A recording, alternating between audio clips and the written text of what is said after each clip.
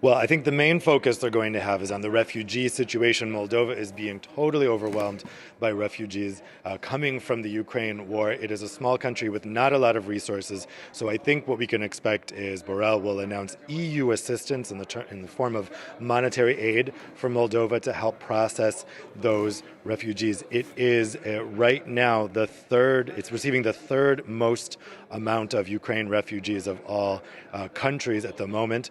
Poland is getting about 52%, then Hungary about 13%, and Slovakia and Moldova equal about 8%. But the other thing they're going to talk about today is the military situation, the security situation.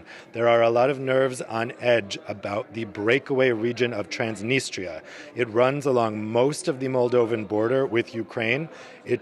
Many years ago, there was a war between Moldova and this breakaway region, and for many years, it has been self-administered, internationally recognized as part of Moldova, but self-administered, and there have been Russian, quote, peacekeeping troops in that region. There are great fears that that could be the flashpoint between NATO and Russia. Moldova is not a member of NATO, but it is mostly Romanian speaking, and many inhabitants of Moldova have Romanian passports. If Russia tries to annex Transnistria and Moldova responds and Moldova is attacked, the question is, does Romania try to protect those Romanian passport holders? So a lot to discuss both in terms of the refugee situation and in the security situation at that possible flashpoint at the Ukrainian border.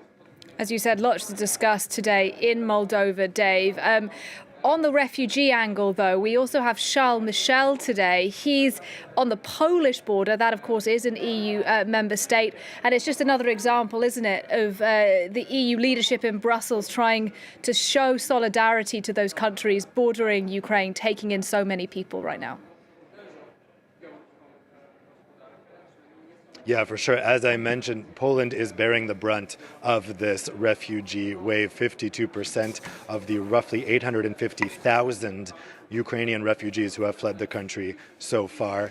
So they are trying to help with assistance at that border in terms of processing. Already the EU has waived visa requirements. Already Ukrainians could enter the EU without a visa even before the war on a tourist visa of 90 days. But the EU has said you can now enter, no questions asked, for up to 3 years without having to claim asylum.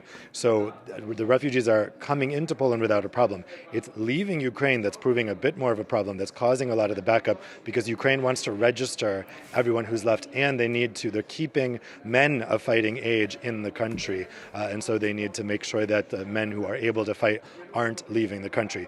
Now railways across Europe are giving free travel to these Ukrainian refugees to try to spread the burden, to have them keep going west. So someone coming into Poland right now can travel all the way here to Belgium for free, crossing across the Polish railway, the German railway, and the Belgian railway, which are all giving them free travel. People across Europe are volunteering to take Ukrainian refugees into their homes.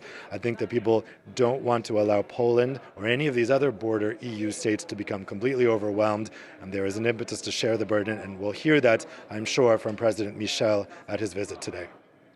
Dave Keating, thanks very much indeed. As I mentioned there, we are expecting to hear from Josep Borrell, the EU Foreign Policy Chief, this hour. When we do, we'll bring that live to you on the programme.